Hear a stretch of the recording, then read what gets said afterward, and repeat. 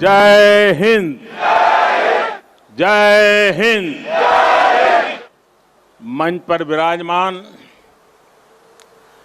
पश्चिम बंगाल के राज्यपाल श्रीमान जगदीप धनखड़ जी, पश्चिम बंगाल की मुख्यमंत्री बहन ममता बनर्जी जी, मंत्रिमंडल में मेरे सहयोगी श्री प्रहलाद पटेल, श्री बाबुल सुप्रियो जी, नेताजी सुभाष बोस के निकट संबंधीजन, भारत का गौरव बढ़ाने वाली आजाद हिंद फौज के जांबाज सदस्य, उनके परिजन, यहां उपस्थित कला और साहित्य जगत के दिग्गज और बंगाल की इस महान धरती के मेरे भाई और बहनों, आज कोलकाता में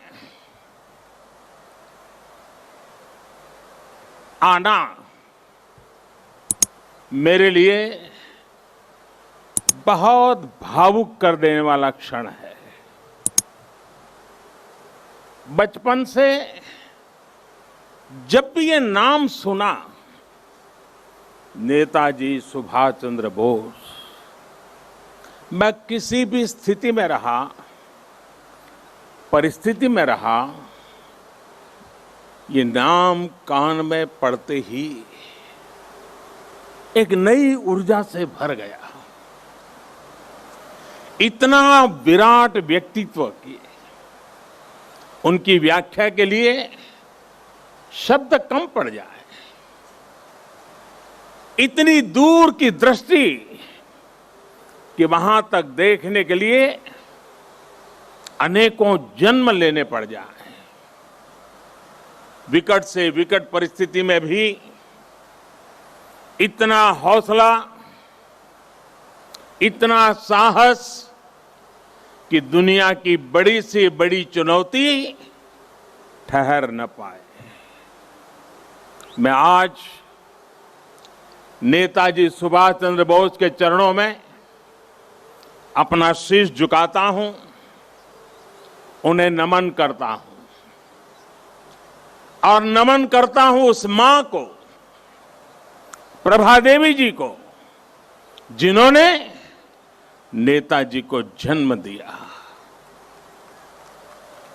आज उस पवित्र दिन को 125 वर्ष हो रहे हैं।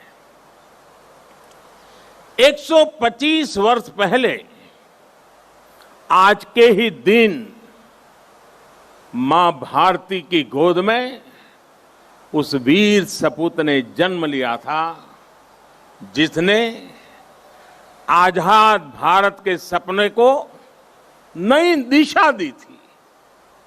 आज के ही दिन गुलामी के अंधेरे में वो चेतना फूटी थी, जिसने दुनिया की सबसे बड़ी सत्ता के सामने खड़े होकर कहा था, मैं तुमसे आजादी मांगूंगा नहीं, आजादी छीन लूंगा।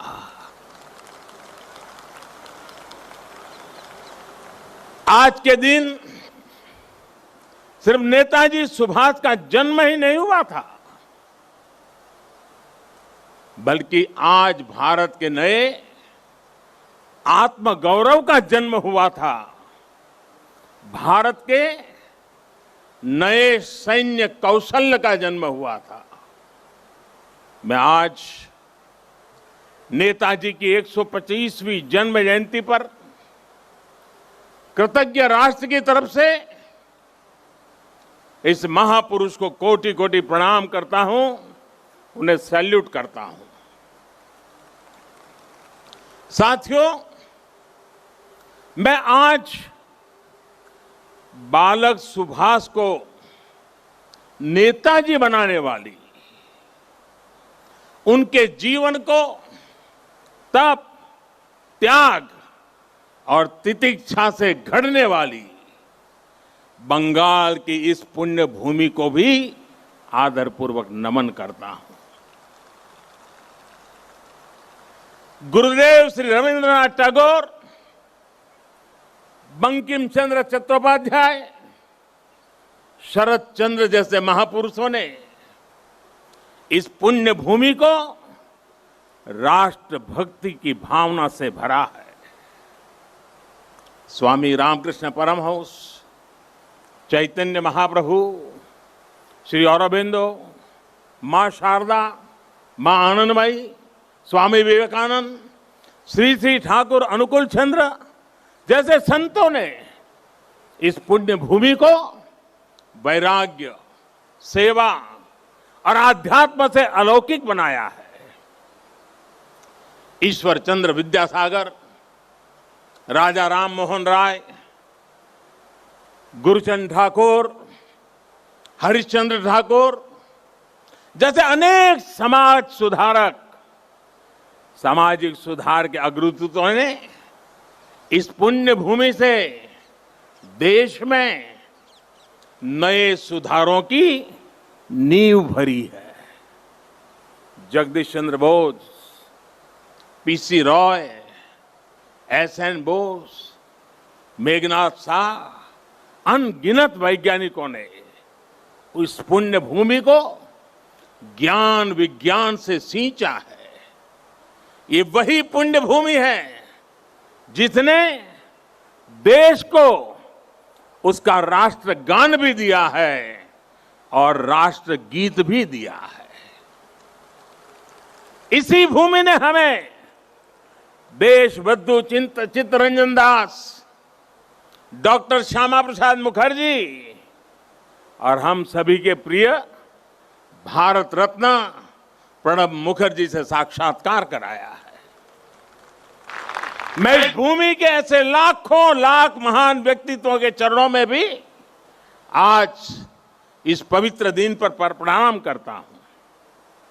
साथियों, यहां से पहले मैं भी नेशनल लाइब्रेरी गया था, जहां नेताजी की विरासत पर एक इंटरनेशनल कॉन्फ्रेंस और आर्टिस्ट कैंप का आयोजन हो रहा है। मैंने अनुभव किया, नेताजी का नाम सुनते ही हर कोई कितनी ऊर्जा से भर जाता है।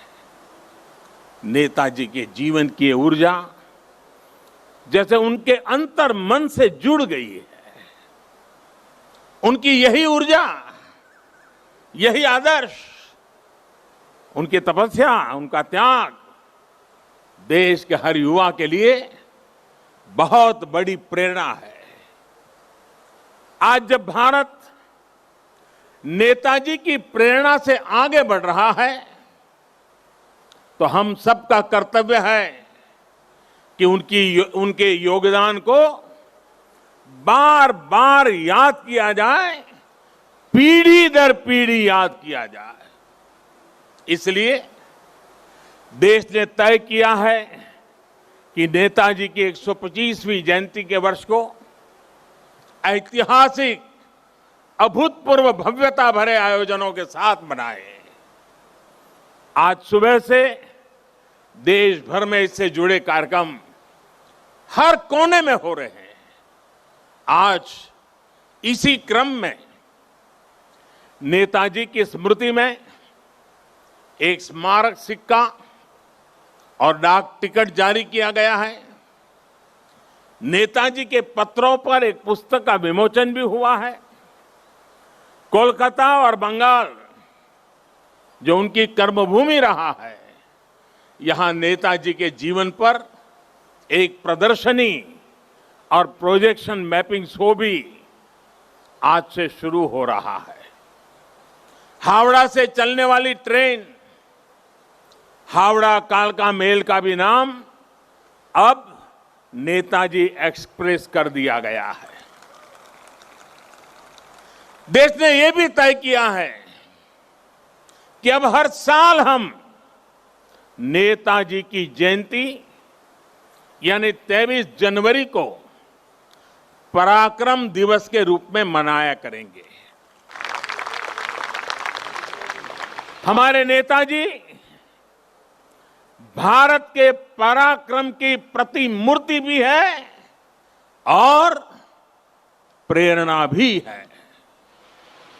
आज जब इस वर्ष देश अपनी आजादी के 75 वर्ष में प्रवेश करने वाला है, जब देश आत्मनिर्भर भारत के संकल्प के साथ आगे बढ़ रहा है, तब नेताजी का जीवन, उनका हर कार्य, उनका हर फैसला हम सभी के लिए बहुत बड़ी प्रेरणा है। उनके जैसे फौलादी इरादों वाले व्यक्तित्व के लिए असंभव कुछ भी नहीं था। उन्होंने विदेश में जाकर देश से बाहर रहने वाले भारतीयों की चेतना को झकझोरा। उन्होंने आजादी के लिए आजाद हिंद फौज को मजबूत किया। उन्होंने पूरे देश से हर जाति, पंथ, हर क्षेत्र के लोगों को देश का सैनिक बनाया। उस दौर में जब दुनिया महिलाओं के सामान्य अधिकारों पर ही चर्चा कर रही थी, नेताजी ने रानी झांसी रेजिमेंट बनाकर महिलाओं को अपने साथ जोड़ा। उन्होंने फौज के सैनिकों को आधुनिक युद्ध के लिए ट्रेनिंग दी। उन्हें देश के लिए जीने का जज्बा दिया, देश के लिए मरने का मकसद दिया। नेताजी ने कहा था, भारत डाक छे रोकटो डाक दिए छे रोकतो के ओठो दांडाओ आमोदेर नोस्टो करार मतो सोमोय नोय। अर्थात भारत बुला रहा है, रक्त रक्त को आवाज दे रहा है, उठो, हमारे पास अब गंवाने के लिए समय नहीं है। साथियों, ऐसी हौसले से भरी हुंकार सिर्फ और सिर्फ नेताजी ही दे सकते थे। और आखिर उन्होंने ये दिखा भी दिया कि जिस सत्ता का सूरज कभी अस्त नहीं होता, भारत के वीर सपूत रणभूमि में उसे भी परास्त कर सकते हैं। उन्होंने संकल्प लिया था, भारत की जमीन पर आजाद भारत की आजाद सरकार की नींव रखेंगे। नेताजी ने अपना ये वादा भी पूरा करके दिखाया। उन्होंने अंडमान में अपने सैनिकों के साथ आकर तिरंगा फहराया। जिस जगह अंग्रेज देश के स्वतंत्रता सेनानियों को यातनाएं देते थे, काला पानी की सजा देते थे, उस जगह जाकर उन्होंने सेनानियों को अपनी श्रद्धांजलि दी थी। वो सरकार अखंड भारत की पहली आजाद सरकार थी। नेताजी अखंड भारत की आजाद हिंद सरकार के पहले मुखिया थे।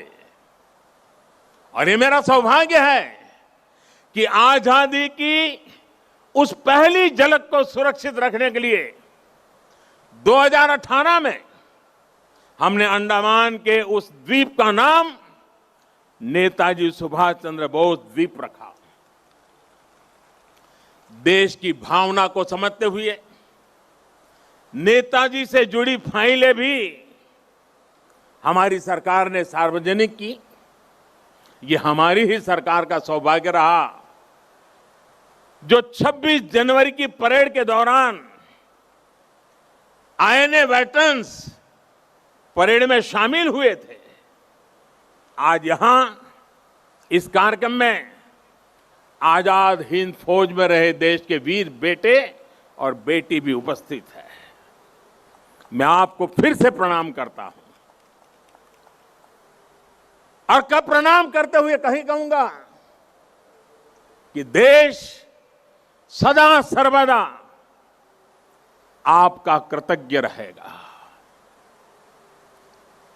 कृतज्ञ है और हमेशा रहेगा। साथियों, 2018 में ही देश ने आजाद हिंद सरकार के 75 साल को भी उतने ही धूमधाम से मनाया था। देश ने उसी साल सुभाष चंद्र बोस आपदा प्रबंधन पुरस्कार भी शुरू किए। नेताजी ने दिल्ली दूर नहीं का नारा देकर लाल किले पर झंडा फहराने का जो सपना देखा था, उनका वो सपना देश ने लाल किले पर झंडा फहराकर पूरा किया। भाई और बहनों, जब आजाद हिंद फौज की कैप मैंने लाल किले पर झंडा फहराया था, उसे मैंने अपने सर पे लगाया था, उस वक्त मेरे मन मस्तिष्क में बहुत कुछ चल रहा था, बहुत से सवाल थे, बहुत सी बातें थी, एक अलग अनुभूति थी। मैं नेताजी के बारे में सोच रहा था, देशवासियों के बारे में सोच रहा था। वो किसके लिए जीवन भर इतना रिस्क उठाते रहे?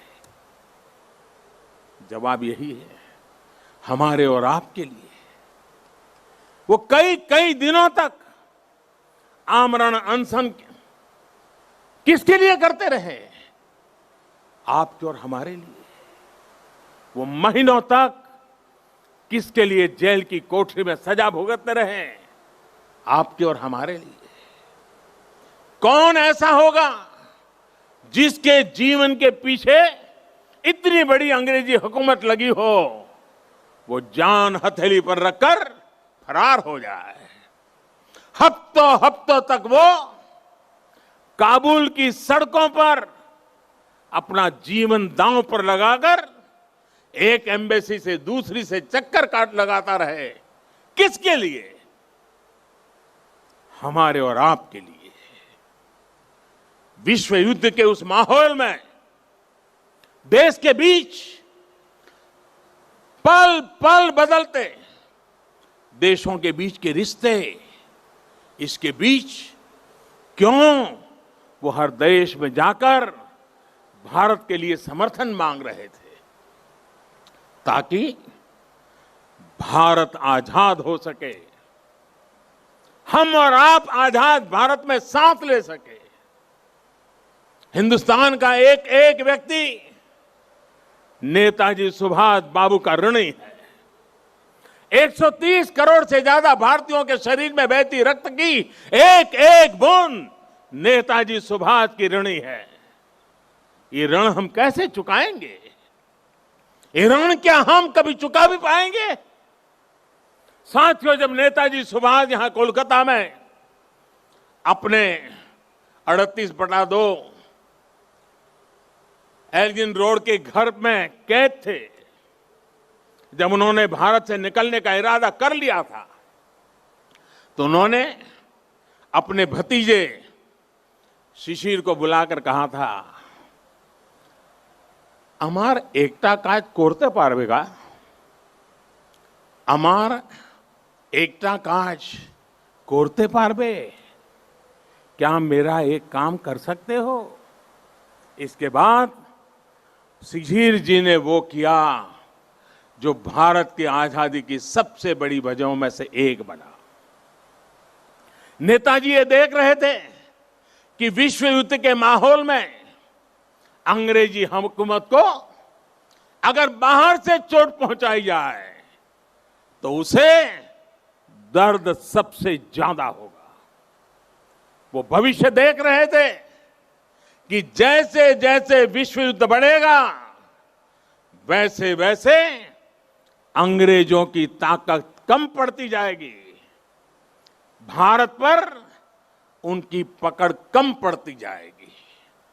ये था उनका विजन। इतनी दूर देख रहे थे वो।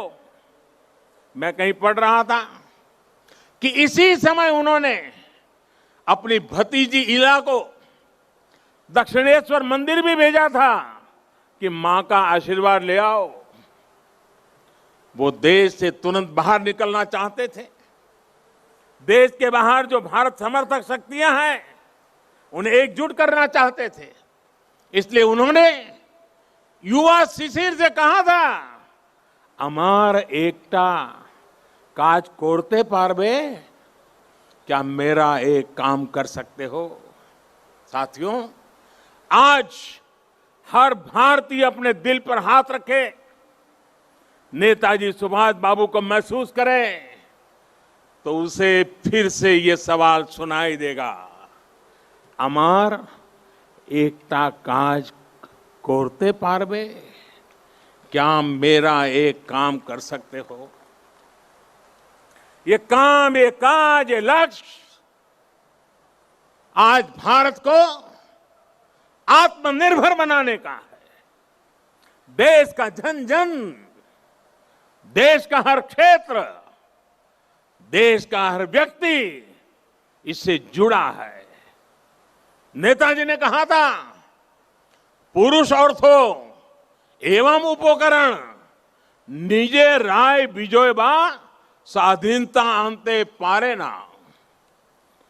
আমাদের অবশ্যই সেই উদ্দেশ্য সকিত থাকতে হবে যা আমাদের সাহসিক কাজ এবং वीर तपुरना शासने उद्बुद्ध करबे।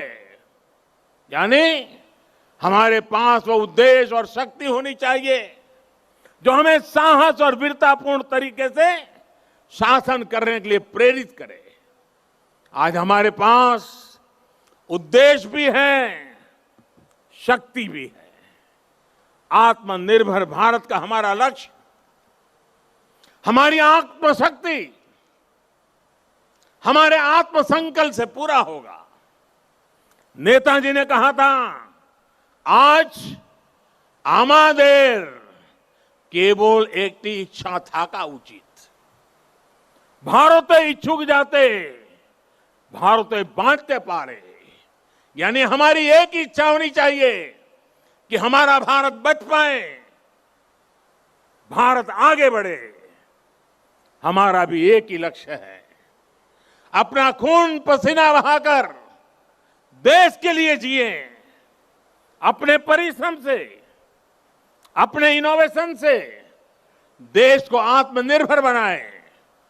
नेताजी कहते थे, निजेर प्रोति सात होले सारे, बिक्सेर प्रोति केऊ असोध होते पारबे ना। अर्थात अगर आप खुद के लिए सच्चे हैं तो आप दुनिया के लिए गलत नहीं हो सकते। हमें दुनिया के लिए बेहतरीन क्वालिटी के प्रोडक्ट बनाने होंगे, कुछ भी कमतर नहीं, जीरो डिफेक्ट जीरो इफेक्ट वाले प्रोडक्ट। नेताजी ने हमें कहा था, स्वाधीन भारतेर स्वप्ने कोनो दिन आस्था हारियो ना, বিশ্বে এমন কোন শক্তি নেই যে ভারতকে पराधीनानंतर श्रृंखलाएं बेगे रखते समर्थ होवे। यानी आजाद भारत के सपने में कभी भरोसा मत खोइए। दुनिया में ऐसी कोई ताकत नहीं है जो भारत को बांध करके रख सके। वाकई दुनिया में ऐसी कोई ताकत नहीं है जो 130 करोड़ देशवासियों को अपने भारत को आत्मनिर्भर भारत बनाने से रोक सके। साथियों, नेताजी सुभाष चंद्र बोस गरीबी को, अशिक्षा को, बीमारी को देश की सबसे बड़ी समस्याओं में गिनते थे। सुभाष बाबू कहते थे, आमादेर सबसे बड़ो जातीय समस्या होलो दारिद्र्य असी कखा रोग वैज्ञानिक उत्पादन। जे समस्या समाधान होवे केवल मात्र सामाजिक भावना चिंता द्वारा। अर्थात हमारी सबसे बड़ी समस्या गरीबी, अशिक्षा, बीमारी और वैज्ञानिक उत्पादन की कमी है। इन समस्याओं के समाधान के लिए समाज को मिलकर जुटना होगा, मिलकर प्रयास करना होगा। मुझे संतोष है कि आज देश पीड़ित, शोषित, वंचित को, अपने किसान को, देश की महिलाओं को सशक्त करने के लिए दिन रात एक कर रहा है। आज हर एक गरीब को मुफ्त इलाज की सुविधा के लिए स्वास्थ्य सुविधाएं मिल रही है। देश के किसानों को बीज से बाजार तक आधुनिक सुविधाएं दी जा रही हैं। खेती पर होने वाला उनका खर्च कम करने का प्रयास किया जा रहा है। हर एक युवा को आधुनिक और गुणवत्तापूर्ण शिक्षा मिले, इसके लिए देश के एजुकेशन इंफ्रास्ट्रक्चर को आधुनिक बनाया जा रहा है। बड़ी संख्या में देश भारत में एम्स, आईआईटीज और आईआईएम्स जैसे बड़े संस्थान खोले गए हैं। आज देश 21वीं सदी की जरूरतों के हिसाब से नई राष्ट्रीय शिक्षा नीति भी लागू कर रहा है। साथियों, मैं कई बार सोचता हूं कि आज देश में जो बदलाव हो रहे हैं, जो नया भारत आकार ले रहा है, उसे देख नेताजी को कितनी संतुष्टि मिलती है। उन्हें कैसा लगता जब वो दुनिया की सबसे आधुनिक टेक्नोलॉजी में अपने देश को आत्मनिर्भर बनता देखते। उन्हें कैसा लगता जब वो पूरी दुनिया की बड़ी बड़ी कंपनियों में, शिक्षा में, मेडिकल सेक्टर में भारतीयों का डंका बजते देखते। आज राफेल जैसे आधुनिक विमान भी भारत की सेना के पास है और तेजस जैसे अत्याधुनिक विमान भारत खुद भी बना रहा है। जब वो देखते कि आज उनके देश की सेना इतनी ताकतवर है, उसे वैसे ही आधुनिक हथियार मिल रहे हैं जो वो चाहते थे, तो उन्हें कैसा लगता। आज अगर नेताजी ये देखते कि उनका भारत इतनी बड़ी महामारी से, इतनी ताकत से लड़ा है, आज उनका भारत वैक्सीन जैसे आधुनिक वैज्ञानिक समाधान खुद तैयार कर रहा है, तो नेताजी क्या सोचते। जब वो देखते कि भारत वैक्सीन देकर दुनिया के दूसरे देशों की मदद भी कर रहा है, तो उन्हें कितना गर्व होता। नेताजी जिस स्वरूप में हमें देख रहे हैं, हमें आशीर्वाद दे रहे हैं, अपना स्नेह दे रहे हैं, जिस सशक्त भारत की उन्होंने कल्पना की थी, आज एलएसी से लेकर के एलओसी तक भारत का यही अवतार दुनिया देख रही है। जहां कहीं से भी भारत की संप्रभुता को चुनौती देने की कोशिश की गई, भारत आज मुंह तोड़ जवाब दे रहा है। साथियों, नेताजी के बारे में बोलने के लिए इतना कुछ है कि बात करते करते रातों की रातों बीत जाए। नेताजी जैसे महान व्यक्तित्वों के जीवन से हम सबको और खासकर युवाओं को बहुत कुछ सीखने को मिलता है। लेकिन एक और बात जो मुझे बहुत प्रभावित करती है, वो है अपने लक्ष्य के लिए अनवरत प्रयास। विश्व युद्ध के समय पर जब साथी देश पराजय का सामना कर चुके थे, सरेंडर कर रहे थे, तब नेताजी ने अपने सहयोगियों को जो बात कही थी, उसका भाव यही था कि दूसरे देशों ने सरेंडर किया होगा, हमने नहीं। अपने संकल्पों को सिद्धि तक ले जाने की उनकी क्षमता अद्वितीय थी। वो अपने साथ भगवत गीता रखते थे, उनसे प्रेरणा पाते थे। अगर वो किसी काम के लिए एक बार आश्वस्त हो जाते थे तो उसे पूरा करने के लिए किसी भी सीमा तक प्रयास करते थे। उन्होंने हमें ये बात सिखाई है कि अगर कोई विचार बहुत सरल नहीं है, साधारण नहीं है, अगर इसमें कठिनाइयां भी है, तो भी कुछ नया करने से डरना नहीं चाहिए। अगर आप किसी चीज में भरोसा करते हैं तो आपको उसे प्रारंभ करने का साहस दिखाना ही चाहिए। एक बार को ये लग सकता है कि आप धारा के विपरीत बह रहे हैं, लेकिन अगर आपका लक्ष्य पवित्र है तो इसमें भी हिचकना नहीं चाहिए। उन्होंने ये करके दिखाया कि आप अगर अपने दूरगामी लक्ष्यों के लिए समर्पित है तो सफलता आपको मिलनी ही मिलनी है। साथियों, नेताजी सुभाष आत्मनिर्भर भारत के सपने के साथ ही सोनार बांग्ला की भी सबसे बड़ी प्रेरणा है।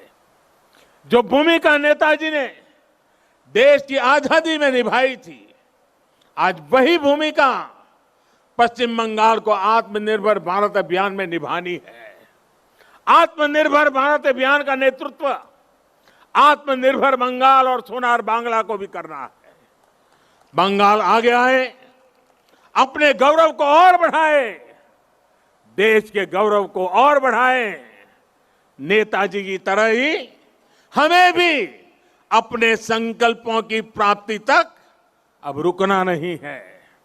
आप सभी अपने प्रयासों में, संकल्पों में सफल हो, इन्हीं शुभकामनाओं के साथ आज के इस पवित्र दिवस पर, इस पवित्र धरती पर आकर के आप सबके आशीर्वाद लेकर के नेताजी के सपनों को पूरा करने का हम संकल्प करके आगे बढ़े। इसी एक भावना के साथ मैं आप सबका बहुत बहुत धन्यवाद करता हूं। जय हिंद, जय हिंद, जय हिंद। बहुत बहुत धन्यवाद।